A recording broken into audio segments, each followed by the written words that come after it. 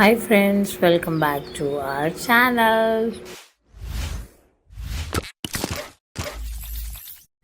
Good morning ಎಲ್ಲರಿಗೂ. ಈಗ time ಆಗಿದೆ ಬೆಳಿಗ್ಗೆ 5:40. ನಾನು ಬೆಳಿಗ್ಗೆ ಬೇಗ ಎದ್ದು ಬ್ಯಾಡ್ಮಿಂಟನ್ಗೆ ಹೋಗೋದು. ಮೊದಲು ಈವ್ನಿಂಗ್ ಹೋಗ್ತಾ ಇದ್ದೆ, ಈಗ ವಿಯನ್ಗೆ ರಜೆ ಇದ್ದ ಕಾರಣ ಬೆಳಿಗ್ಗೆ ಹೋಗ್ತಾ ಇದ್ದೇನೆ. 6 to 8 ನಾನು ಬ್ಯಾಡ್ಮಿಂಟನ್ ಹೋಗ್ತಾಯಿದ್ದೆ. ನಾನು ಹಾಕ್ಕೊಂಡಿರುವ ಈ ಜೆರ್ಸಿ ನಾನು ಆಡಿದಂಥ ಮೊದಲ ಬ್ಯಾಡ್ಮಿಂಟನ್ ಲೀಗ್ ಇದ್ದು ವಿದುಷಿ ಅಂತ ಟೀಮ್ ಕ್ವೀನ್ಸ್ ಲೇಡೀಸಿಗೆ ಮಾತ್ರ ಇದ್ದದ್ದು. ಸೊ ಇವಾಗ ನಾನು ಇವತ್ತು ನಿಮಗೆ ಸಿಕ್ಕಾಪಟ್ಟೆ ಬೆಳಿಗ್ಗೆ ಮಳೆ ಇತ್ತು, ಹಾಗೆ ಗುಡುಗು ಸಿಡಿಲು ಎಲ್ಲ ಇತ್ತು. ಆದ್ದರಿಂದ ಬೇಗ ಎದ್ದೆ. ಸೊ ಇವಾಗ ಬ್ಯಾಡ್ಮಿಂಟನಲ್ಲಿ ಹೋಗಲಿಕ್ಕೆ ಅದಕ್ಕೆ ಬೇಕಾಗಿರುವಂಥ ವಾಟರ್ ಬಾಟಲ್ ಆಮೇಲೆ ಬ್ಯಾಗ್ ಎಲ್ಲ ರೆಡಿ ಮಾಡಲಿಕ್ಕೆ ಉಂಟು. ಸೊ ಅದನ್ನು ಪ್ರಿಪೇರ್ ಮಾಡ್ತಾ ಇದ್ದೇನೆ. ದೊಡ್ಡ ಬಾಟಲಲ್ಲಿ ನೀರು ಫಿಲ್ ಮಾಡಿಟ್ಟಿದ್ದೇನೆ. ಅದು ಇವಾಗ ರಾಜ್ ಬೇಗ ಇದ್ದೀಯಾರೋ ನನಗಿಂತ ಬೇಗ ಹೇಳ್ತಾರೆ. ಸೊ ಅವ್ರದ್ದು ಪೂಜೆ ಎಲ್ಲ ಆಗಿ ಆಮೇಲೆ ಅವರು ಕ್ರಿಕೆಟಿಗೆ ಹೋಗ್ತಾರೆ. ಅದಕ್ಕೆ ಆ ದೊಡ್ಡ ಬಾಟಲಿದ್ದು ನೀರು ಅವರಿಗೋಸ್ಕರ. ಸೊ ಇವಾಗ ನಾನು ಟವಲ್ ಅದೆಲ್ಲ ರೆಡಿ ಮಾಡಿ, ನನ್ನದು ಬ್ಯಾಡ್ಮಿಂಟನ್ ಕಿಟ್ ಎಲ್ಲ ರೆಡಿ ಆಗಿದೆ. ನಿನ್ನೆನೇ ರೆಡಿ ಮಾಡಿ ಇಟ್ಟಿರ್ತೇನೆ ನಾನು ಮುಂಚಿನ ದಿನವೇ. ಸೊ ಇವಾಗ ಇದನ್ನು ಪ್ರಿಪೇರ್ ಮಾಡಿ ನೆಕ್ಸ್ಟ್ ಹೋಗುವ. ಮಕ್ಕಳಿಬ್ಬರು ಕೂಡ ಮಲಗಿದ್ದಾರೆ. ಸೊ ಹಾಗಾಗಿ ಜಾಸ್ತಿ ಸೌಂಡ್ ಮಾಡುವಾಗಿಲ್ಲ.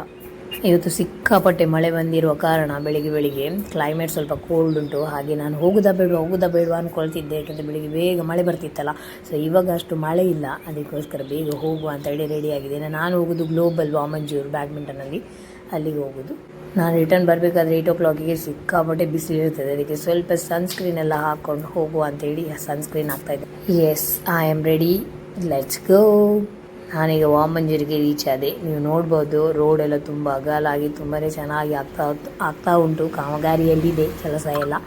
ಸೊ ನೀವು ಇಲ್ಲಿ ವಾಮಂಜೂರಲ್ಲಿ ನೋಡ್ಬೋದು ಬೆಳಗಿನ ಕ್ಲೈಮೇಟ್ ಹೇಗುಂಟು ನೋಡಿ. ನನಗೆ ಚಿಕ್ಕಮಂಗ್ಳೂರಿಗೆ ಬಂದಾಗ ಆಗ್ತಾ ಉಂಟು ಫಾಗ್ ಎಲ್ಲ ಫುಲ್ ತುಂಬಿ.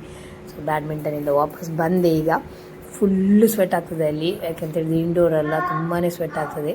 ಸೊ ನಂದು ಇವಾಗ ಸ್ನಾನ ಆಯಿತು. ಈಗ ಸ್ವಲ್ಪ ಸ್ಕಿನ್ ಕೇರ್ ಮಾಡುವ ಅಂತ ಐಸ್ ಇನ್ನೊಂದು ಹಾಕ್ತೇನೆ. ಈಗ ಆಗ ತಡಿಲಿಕ್ಕಾಗಲಿಲ್ಲ ಸೆಕೆ, ಅದಕ್ಕೋಸ್ಕರ ಹಾಕಿದ್ದು ನಾನು.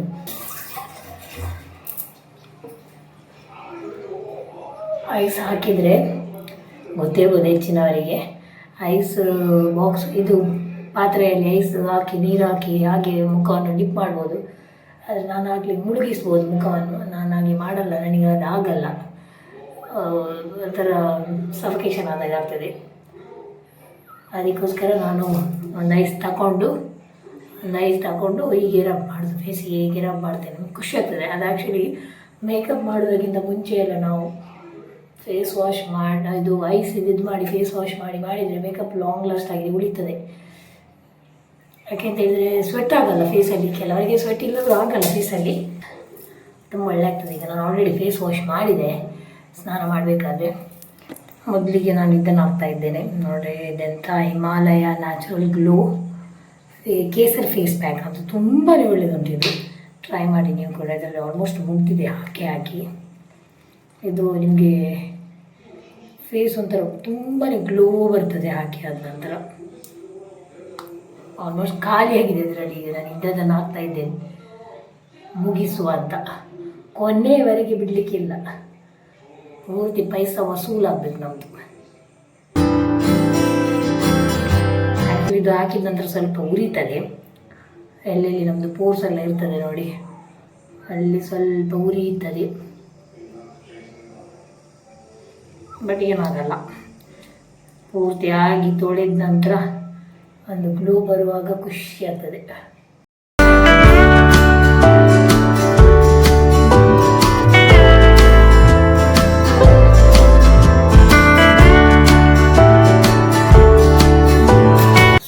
ಆಯಿತು ಹಾಕಿ 10 ಮಿನಿಟ್ಸ್ ಬಿಡುವ, ಡ್ರೈ ಆಗಬೇಕು. ಫುಲ್ ಮಿನಿಟ್ಸ್ ಆಯಿತು. ಇವಾಗ ತೊಳಿವ.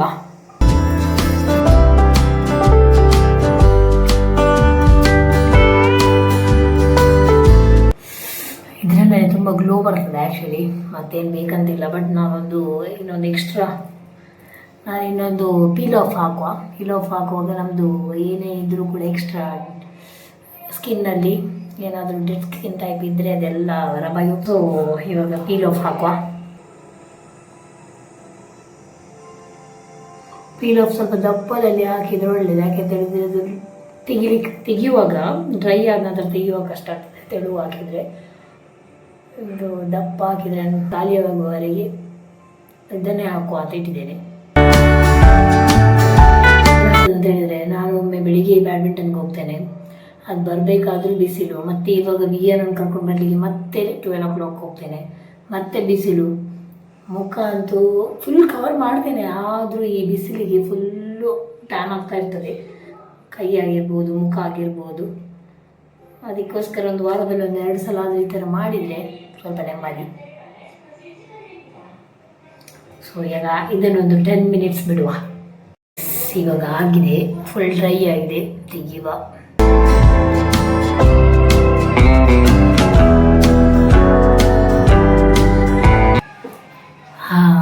All done for today. ಆಯಿತು, ಇವಾಗ ನಮ್ಮ ಅಡಿಗೆ ಕೆಲಸ ಕಂಟಿನ್ಯೂ ಮಾಡುವ.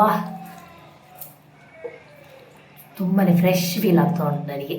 ಇವತ್ತು ನಂದು ಹಸ್ಬೆಂಡ್ ದಪ್ಪ ನನ್ನ ಮಾವಂದು ಡೆತ್ ಆಗಿ ಎಷ್ಟು ವರ್ಷ ಆಯಿತು ಅಂತ ಗೊತ್ತಿಲ್ಲ.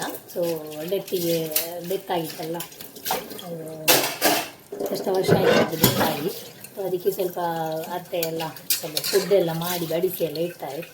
ಅದಕ್ಕೋಸ್ಕರ ನಮಗಿವತ್ತು ಮಧ್ಯಾಹ್ನ ಲಂಚ್ ಅಲ್ಲ. ಸೊ ಅಡುಗೆ ಇವಾಗ ಮಧ್ಯಾಹ್ನಕ್ಕಿಲ್ಲ, ರಾತ್ರಿಗೆ ಮಾತ್ರ ಮಾಡಲಿಕ್ಕೆ. ಸ್ವಲ್ಪ ಪಾತ್ರೆ ಉಂಟು, ಅದನ್ನು ತೊಳೆದು ಆಮೇಲೆ ಬಟ್ಟೆ ವಾಷಿಂಗ್ ಮಿಷಿನ್ಗೆ ಹಾಕಿದ್ದೇನೆ, ಅದನ್ನೆಲ್ಲ ಒಗ್ದಾಕಿ ಆಮೇಲೆ ಬಿಯನನ್ನು ಕರ್ಕೊಂಡು ಬಂದು ಮತ್ತೆ ಹೋಗೋದು ನಾವು ಊಟಕ್ಕೆ. ನನ್ನ ಮಗಳಿದ್ದ ಕಾರಣ ಮನೆಯಲ್ಲಿ, ಅಂದರೆ ನನ್ನ ಅಕ್ಕನ ಮಗಳು ಪ್ರಾಚಿ ಇದ್ದ ಕಾರಣ ನಾನು ಬಟ್ಟೆ ಎಲ್ಲ ಒಗಿಲಿಕ್ಕೆ ಹಾಕಿದರೆ ಅವಳು ಕೊಂಡೋಗಿ ಅದನ್ನು ಮೇಲ್ಗಡೆ ಹಾಕಿ ಬರ್ತಾಳೆ. ಇವಾಗ ನನಗೆ ಕೆಲಸ ಇರೋದು ಒಂದು ಮಾತ್ರ, ಮಡಚಿ ಇಡೋದು ಮಾತ್ರ ಕೆಲಸ ಇರೋದು. ನೋಡಿ ನಂದು ಎಂತ ಹೇಳ್ತಾರೆ, ಕೆಲಸದವಳು, ಮನೆ ಕೆಲಸದವಳು ನಮ್ಮದು. ಮನೆ ಕೆಲಸದವಳಿಗೆ ಹೇಗಾಗ್ತಾ ಉಂಟು ಮನೆ ಕೆಲಸದವಳೆ? ಚಂದ ಆಗ್ತಾ ಉಂಟು. ಸ್ಯಾಲರಿ ಒಳ್ಳೆ ಕೊಡ್ತಾರಲ್ಲ? ಸ್ಯಾಲರಿ ಕೊಡೋದೇ ಇಲ್ಲ. ಎಂತ ಗಜ ಬೇಸತಿ ಮಾಡಿದ್ದು ನೀನು, ಆ ಥರ ಎಲ್ಲ ಹೇಳ್ಬಾರ್ದು. ಹಾಗೆಲ್ಲ ಹೇಳುದು ನೀನು ಸ್ಯಾಲರಿ ಕೊಡುದಿಲ್ಲ ಅಂತ. ಓ ದೇವರೇ, ಮತ್ತೆ ಇದು ಕಂಪ್ಲೇಂಟ್ ಮಾಡ್ತಾರೆ ನಮ್ಮ ಮೇಲೆ ಬೇರೆಯವರು. ಊಟ ಕೊಡ್ತಾರೆ ಇಲ್ಲಿ ಫ್ರೀ. ಜ್ಯೂಸ್ ಮಾಡಿ ಕೊಡ್ತಾರೆ, ವಾಟರ್ ಮೆಲನ್ ಎಲ್ಲ. ಮತ್ತೆ ನನ್ನ ಚಿಕ್ಕ ಪಾಯಸ ಮೇಲೆ ತಂದು ಕೊಡ್ತಾರೆ, ಅಲ್ಲಿಗೆ ಸ್ಯಾಲರಿ ಆಯ್ತು. ಅದೇ ಅಲ್ಲ ಸ್ಯಾಲರಿ. ಕೆಲಸ ಇರೋದು ಒಂದು ಮಾತ್ರ, ಅದು ಬಟ್ಟೆ ಕೊಂಡೋಗಿ ಹಾಕೋದು ಮನೆ ಕೆಲಸದವಳು. ಉಳಿದದೆಲ್ಲ ನಮ್ದೇ ಫ್ರೀ. ಅದು TV ನೋಡೋದು, ಆಮೇಲೆ ಊಟ, ಆಮೇಲೆ ಆಟ ಆಡೋದು, ಅದೆಲ್ಲ ಫ್ರೀ ಅವಳಿಗೆ, ಮನೆ ಕೆಲಸದವಳಿಗೆ. ಇನ್ನೊಂದು ಮನೆ ಕೆಲಸದವಳು ಸ್ವಲ್ಪ ಲೇಜಿ, ಅವಳು ಸಣ್ಣವಳು, ಇವಳಿಗೆ ತಂಗಿ ಅಂತ. ಇವಳು ಊರಿಂದ ಕರ್ಕೊಂಡ್ಬಂದದವಳನ್ನು ರಜೆಯಲ್ಲಿ. ಅವಳು ಸ್ವಲ್ಪ ಕೆಲಸ ಮಾಡೋದ್ರಲ್ಲಿ ಹಿಂದೆ, ಮಾಡೋದೇ ಇಲ್ಲ ಕೆಲಸ ಅಲ್ಲ. ಇನ್ನೊಬ್ಬಳಿದ್ದಾಳೆ, ಅವಳು ಊರಲ್ಲಿದ್ದಾಳೆ, ಅವಳು ಬರಲಿಲ್ಲ. ಅವಳು ದೊಡ್ಡ ಕೆಲಸದವಳು, ಕೆಲಸದವಳು ಏಜಲ್ಲಿ ದೊಡ್ಡವಳು, ಆದರೆ ಕೆಲಸದಲ್ಲಿ ಎಲ್ಲರಿಗಿಂತ ಸಣ್ಣವಳು. ಅವಳು ಕೆಲಸನೇ ಮಾಡೋದಿಲ್ಲ, ಬರೀ ತಿನ್ನೋದು ಮಾತ್ರ ಅವಳು. ಹಾಗೆ ಅವಳನ್ನು ಕರ್ಕೊಂಡು ಬರಲಿಲ್ಲ ಇವಳು ಸ್ವಲ್ಪ ಹುಷಾರು. ಈ ಕೆಲಸದವಳು ಸ್ವಲ್ಪ ಹುಷಾರು, ಹಾಗೆ ಎಲ್ಲ ಕೆಲಸ ಎಲ್ಲ ಮಾಡ್ತಾಳೆ. ಮಾತ್ರ ಬಿಡುದೆಲ್ಲ ಬಂಡಲಿ, ಅದರಲ್ಲಿ ಎತ್ತಿದ ಕೈ ಇವಳು. ನನಗೆ ಈ ಮನೆ ಕೆಲಸದವಳು ಇರುವವರೆಗೆ ತೊಂದರೆ ಇಲ್ಲ, ಮತ್ತೆ ಎಂತ ಮಾಡೋದು ಅಂತ ಗೊತ್ತಾಗಲ್ಲ. ಮತ್ತೆ ನಾನೇ ಮನೆ ಕೆಲಸದವಳು. ಊಟಕ್ಕೆ ಹೋಗ್ಲಿಕ್ಕೆ ಉಂಟಲ್ಲ, ಅದಕ್ಕೆಲ್ಲ ಬೇಗ ಕೆಲಸ ಮಾಡಿ ಆಮೇಲೆ ಹೋಗುವ ಅಂತ ಇದ್ದೇವೆ. ಈ ಥರ ಎಲ್ಲ ಮುಸ್ಕು ಹಾಕ್ಕೊಂಡು ಹೋಗ್ತೇನೆ, ಆದರೂ ಟ್ಯಾನ್ ಆಗ್ತದೆ. ನಾನು ಕರ್ಕೊಂಡು ಬಂದು ಆಯಿತು ಮನೆಗೆ. ಈಗ ಸ್ನಾನ ಮಾಡಿ ಫ್ರೆಶ್ ಅಪ್ ಆಗಿ ಆಮೇಲೆ ಹೋಗುವುದು ಅತ್ತೆ ಮನೆಗೆ. ಇವಾಗ ನಾವು ಮಾಡೂರಿಗೆ ಹೊರಟಿದ್ದೇವೆ. ಮಾಡೂರಿಗೆ ಹೋಗೋದಕ್ಕಿಂತ ಮುಂಚೆ ನಮ್ಮ ಗಾಡಿದು ಎಮಿಷನ್ ಟೆಸ್ಟ್ ಒಂದು ಪೆಂಡಿಂಗ್ ಇತ್ತು. ಒಂದು 4 ದಿನ ಆಯಿತು, ಗಾಡಿಯೇ ತೆಗಿಲಿಲ್ಲ. ಅದಕ್ಕೋಸ್ಕರ ಇವಾಗ ಬದಂಗಡಿಯಲ್ಲಿ ನಮ್ಮದೊಂದು ಟ್ಯೂಲಿಪ್ ಅಂತೇಳಿ ಎಮಿಷನ್ ಟೆಸ್ಟ್ ಇದ್ದುಂಟು, ಅಲ್ಲಿ ಹೋಗಿ ಎಮಿಷನ್ ಟೆಸ್ಟ್ ಮಾಡಿಸಿ ಆಮೇಲೆ ಸಾಕ್ಷಿಯನ್ನು ಪಿಕ್ ಮಾಡಿ ಆಮೇಲೆ ಮಾಡೂರಿಗೆ ಹೋಗುವ ಬಂತು. ಎಮಿಷನ್ ಟೆಸ್ಟ್ ಇದ್ದು ನೋಡುವ. ಈಗ ಜನ ಇಲ್ಲದಿದ್ದರೆ ಸಾಕು ಸ್ವಾಮಿ, ಬಿಕಾಸ್ ಹೊರಗಡೆ ನಿಲ್ಲಿಕ್ಕಾಗಲ್ಲ, ಅಷ್ಟು ಸ್ವೆಟ್ ಆಗ್ತಾ ಉಂಟು. ನಮ್ದೊಂದೆಷ್ಟು ಬ್ಯಾಡ್ ಟೈಮ್ ನೋಡಿ ಬಂದ್ವಾ. ಇಲ್ಲಿ ಎಲ್ಲ ಗಾಡಿ ಎಲ್ಲ ಇಟ್ಟಾದ ನಂತರ ಹೇಳ್ತಿದ್ದಾರೆ ಸರ್ವರ್ ಡೌನ್ ಆಗಿದೆ ಅಂತ. ಮತ್ತೆ ತೆಗೆದು ವಾಪಸ್ ನೋಡಿ ನಾವು ಮತ್ತೆ ಮನೆಗೆ ಬಂದ್ವಿ. ನನಗೆ ಕಾಲು ನೋವು ಆಗ್ತಾ ಉಂಟು. ನಮ್ಮ ಮನೆ ಕೆಲಸದವಳು ಕಾಲು ಒತ್ತಲಿಕ್ಕೂ ಸೈ ಚೋಚ್ ವೇಟ್ ಪಿ ಸರಿ ಹೊತ್ತು ನನಗೆ ಕಾಲು ನೋವು ಆಗ್ತಾ ಉಂಟು ಬೇಗ. ನಮ್ಮ ಫೀಫಿ ಅವಳ ಕೈಯಲ್ಲಿ ಒಂದು ಜಾದೂ ಇದೆ. ಅದು ನಮಗೆ ಕಾಲು ನೋವು ಹೇಗೆ ಹೋಗ್ತದೆ ಅಂತ ಹೇಳಿದರೆ ಅವಳದು ಕೆಲವೆಲ್ಲ ಪ್ರೊಸೀಜರ್ ಉಂಟು ಅದಕ್ಕೆಲ್ಲ, ಈ ಥರ ಎಲ್ಲ ಮಾಡಿ ಆಮೇಲೆ ದೃಷ್ಟಿ ಎಲ್ಲ ತೆಗಿತಾಳೆ ಅವಳು ಅಲ್ಲ ಫೀಫಿ. ಹಾಂ, ಆಗ ನೋಡಿ ಎಷ್ಟು ಎಂತೆಲ್ಲ ಉಂಟು ಅವಳ ಹತ್ರ ಟೆಕ್ನಿಕಾ. ಗಂಡ ಬಂದಂತ್ರಿ ಗಂಡ. ಇದು ನನ್ನ ಮಾವ ಪದ್ಮನಾಭ ಕೋಟ್ಯಾನ್. ನೋಡಿ ನಮ್ಮ ಗಂಡನಿಗೆ ಒಂದು 4-5 ಐಟಮ್ ತರಲಿಕ್ಕೆ ಹೇಳಿದ್ದು ನಮ್ಮ ಅತ್ತೆ, ಎಲ್ಲ ಮರೆತು ಬಂದಿದ್ದಾರೆ. ಈಗ ಮತ್ತೆ ಹೋದರು ತರಲಿಕ್ಕೆ. ಎಂತ ಹೇಳಬೇಕು ಅಲ್ಲ, ಎಷ್ಟು ಬಗೆ ಮಾಡಿದಾರಲ್ಲ ನಮ್ಮತ್ತೆ ಗಂಡನಿಗೆ ಅಂತೇಳಿ ಮಾಡಿದ್ದು ಮೋಕೆಯಿಂದ. ಮತ್ತೆ ಹೇಳ್ತೇನೆ, ನನ್ನ ಕಾಲು ನೋವು ಎಲ್ಲಿ ಮಾಯ್ಕ ಆಯಿತು ಅಂತಿಲ್ಲ. ಎಷ್ಟು ಸೂಪರ್ ಆಗಿ ಒಂದು ಮಸಾಜ್ ಮಾಡಿದ್ರು ಅಂತ ಹೇಳಿದ್ರೆ, ಓ ಮೈ ಗಾಡ್. ಒಳಗೆ ಬಡಿಸುವುದಕ್ಕಿಂತ ಮುಂಚೆ ಬಟ್ಲಲ್ಲಿ ಬಡಿಸಿ ಎಲೆಯಲ್ಲಿ ಹೊರಗಡೆ ಕಾಗಿಗೆ ಇಡ್ಲಿಕ್ಕೆ ಹೋಗ್ತಾ ಇದ್ದಾರೆ.